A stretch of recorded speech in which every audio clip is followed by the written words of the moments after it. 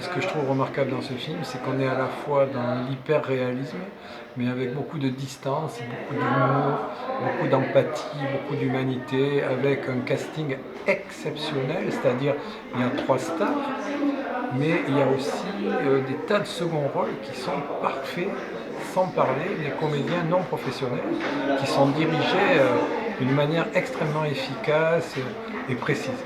Ah, j'ai tout aimé, c'est vraiment hors norme, c'est du Nakache et Toledano, on est sur l'humain, on est sur le sentiment, on est sur des choses profondes, on est sur la tolérance, des gens de banlieue qui s'occupent d'autistes dont plus personne ne veut s'occuper, on est sur un juif et un musulman qui travaillent la main dans la main, on est dans des choses qui devraient être le quotidien de tout le monde et qui malheureusement on le voit bien tous les jours.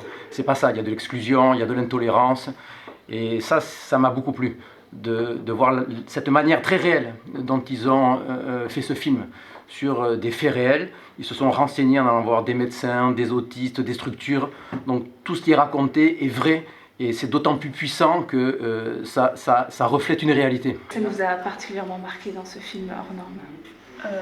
C'est le moment où, après la 2e ou 3e sortie, Valentin est raccompagné à l'hôpital par Dylan et là, une grosse crise éclate puisqu'en fait il se rend compte qu'il va se retrouver de nouveau enfermé et donc là on se rend compte que finalement cette méthode est bénéfique et qu'il lui trouvait de l'intérêt.